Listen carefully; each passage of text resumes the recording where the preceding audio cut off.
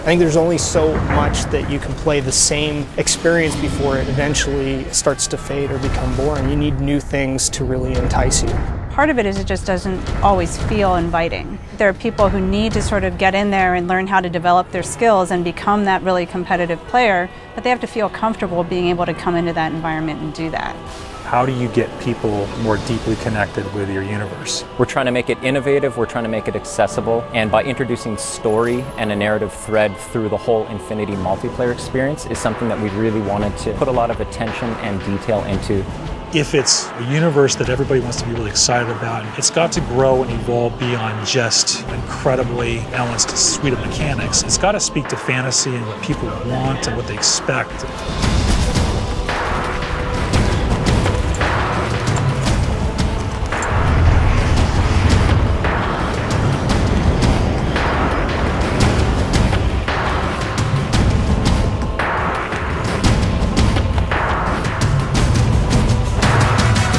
A lot of what makes Halo 1's multiplayer very memorable was actually the experience that people had. The sneaker net mentality of people running around with their Xboxes and plugging them into each other so we could all play online multiplayer together. I mean, that was such a communal time. It was fabulous. You can't just look at the game by itself. You have to look at where the world was at that point in time, right? You have to look at what other offerings were available and the sort of new trails that it was blazing. It definitely pioneered multiplayer and certainly on live. But when you look at the series over time, I think that it's failed to change. And something we really wanted to do with Halo 4 was evolve the experience. The high-level philosophy for multiplayer was that we wanted to unify the competitive and cooperative experiences under this one big narrative banner that we call Infinity. The Infinity is a UNSC ship that is home to the Spartan 4 program. Really try to contextualize multiplayer in such a way in which it doesn't feel like abstracted game mode off to the side. It feels very much part of the same universe. We knew we wanted to expand the audience as far as we could, but still satisfy the core as much as possible. We had to break everything down to line-by-line evaluation of our current scripts and redefine that core loop to not make it like Halo 2 or like Halo 3 or something in the middle, but make it Halo 4. Halo starts with a philosophy that we've upheld, which is that your gameplay mechanics are consistent across every mode, so they don't change. We want to give players the power to choose which weapons they take in. People have their own personal favorites. It's a growth system in that you're unlocking customizations for your character, you're unlocking new weapons and abilities, but that's also helping to train you how to use those over time. You have armor abilities and armor mods, which are sort of under the hood modifications to your armor that give you abilities, give you passive changes. And then that completely fit in with our new scoring system. There's a lot of actions players take in multiplayer that don't necessarily put a score on the board. Because of the objective medals and all the extra ways you can score in a match, no players are finishing the game with a 0. Hail Mary. So one of the big things for us was making sure that people felt involved and felt like they could always contribute in some sort of way. You're getting rewarded for teamwork, your style, your kills, your assists, the objectives you complete. And as you do that, you're going to get medals that fill up your ordnance meter. Ordnance ready.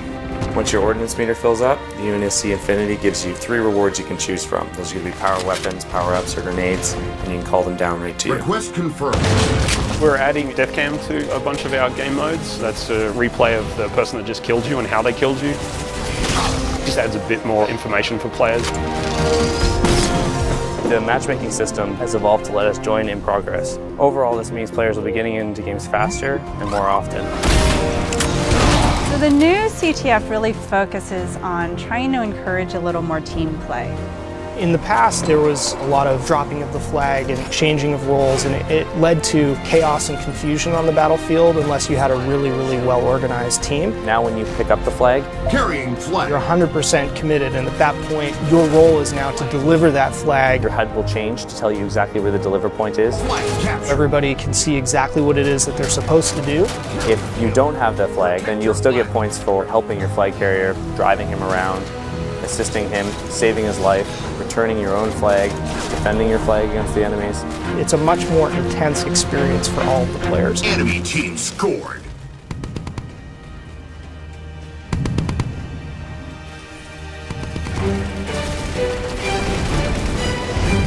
Probably the biggest focal change is that we're trying to build more vehicle-friendly maps, and then to go with that, we've got a new mode called Dominion. Dominion is everything we loved about big team battle mixed with objective-based gameplay. You have lots of vehicles, big power weapons, large maps, but now there's bases. As you reinforce the bases, then shields will come up, or you'll be able to activate turrets to kind of reinforce those locations. It's kind of like territories, but with a little bit more of a twist. Territory control. One of the biggest challenges was trying to get vehicle and infantry play to work really well on a large map that had a lot of interior space. In Longbow, for example, all the bases in Dominion are fully thought out features in the map, and that really lets you get that break-in and defend gameplay. The idea was to try and make sure that if the team started here or here, the paths that they could take in between involved great pinch points, places where the vehicles would automatically run into each other and jump over each other.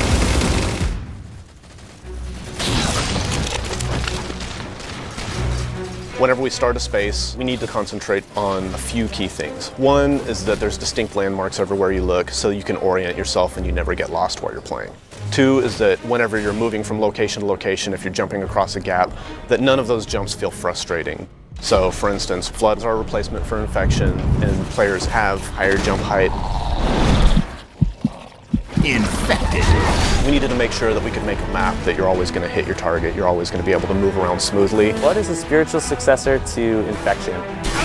We knew how popular this mode was, we knew it had a lot to live up to, so we didn't want it to just be a Slayer variant anymore. The ground up, it's a new script, it's its own mode now.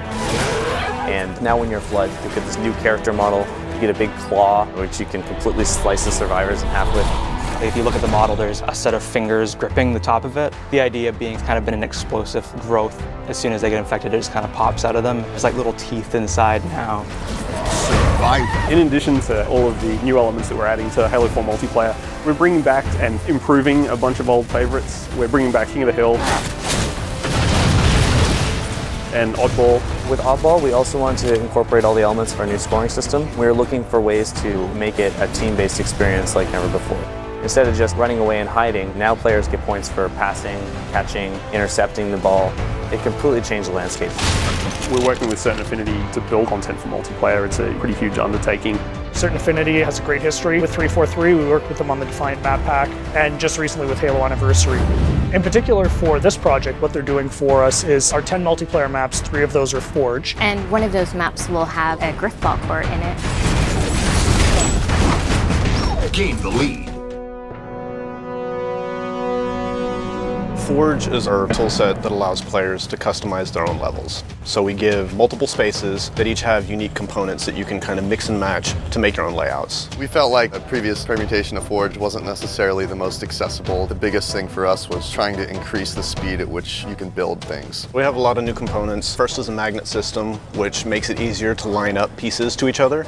You see these little guys over here. These are hand-placed magnet points. Based on these points, you toggle it in the game and you can actually snap pieces together. Another thing that we have is the duplicate object tool. So if someone has a crazy idea, you can just place something. Oh, I have a mongoose. I can make 6 more of those.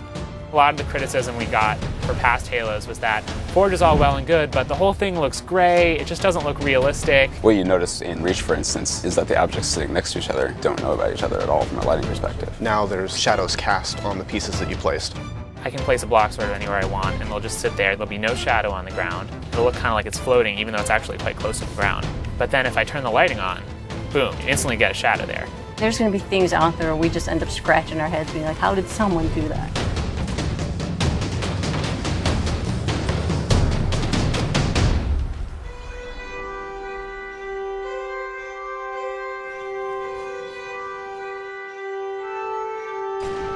In the tradition of remaking maps, we've chosen to do Valhalla, and this time we're calling it Ragnarok.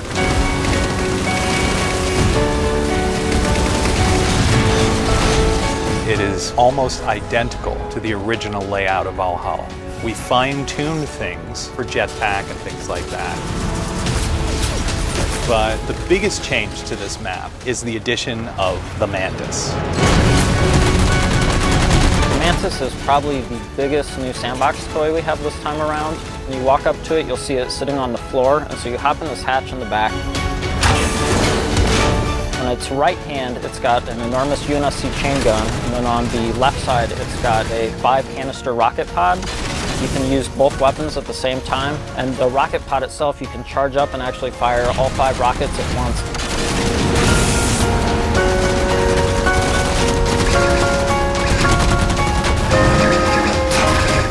The other thing that's really sweet with it is it has a melee stomp. This is probably the most powerful vehicle in a Halo game since like the Scorpion or Banshee. We knew from the start that if we're going to put this in campaign, we have to bring in multiplayer. What better toy do I want to use the Battlefield than the mech? When you look at Halo's audience, you've got a group of players that really gravitates towards campaign, and then another group of players that really gravitates towards multiplayer. The idea of knitting together the narrative and this gameplay experience was the genesis of where Spartan Ops came from. The narrative thread through Spartan Ops is absolutely huge. 6 months after the events of campaign are over, the crew of the Infinity is going down to investigate Requiem. Some of the old hands here know what you're in for. The rest of you, you're due an education. Each week you have a new episode of a series that's continuing to tell this evolving story. And then you have these 5 missions that tie directly to that episode. And actually, in some cases, you have a direct impact on what's happening in the next week's episode. Don't relax yet. You've got more hostiles headed your way. There are both creative challenges and production challenges. One is it's just a huge amount of content. We have, 50 missions that we're developing over the 10 weeks of the Spartan Ops season. We only have this much space, we only have this much RAM, we only have this much bandwidth. So we had to do a lot of technical trickery so that everything that we wanted to accomplish was able to happen. We want you to feel invested as part of the story. We wanted players to feel like they're accomplishing something. You rise up through the ranks, and once you get up to 50, we have what are called specializations. Specializations are kind of the end game for your Spartan career. Each specialization has an armor set, a bunch of emblems, an armor skin, and probably the biggest thing is that you can also unlock an extra armor mod. You can actually have a little gameplay item. Are you a vehicle guy? Are you a sniper? Are you someone who wants to level up faster? We actually have a mod that lets you earn XP a bit faster. It's more about specializing how you play at that point rather than the core gameplay mechanics being modified. So all the choices that you're making carries into the Spartan Ops experience. I'm going to tune in every week. We'll experience the story together for the first time as friends, and then we'll go play together as friends. And so this sort of new version of the water cooler. Spartan Ops will be one of those pinnacle moments for us in the franchise of creating new expectation for gamers and really delighting people with just great new functionality.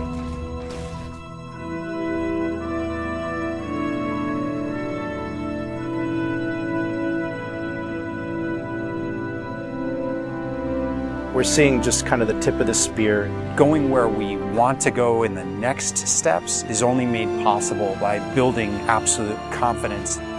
A hero is someone who takes action even though they have something to lose.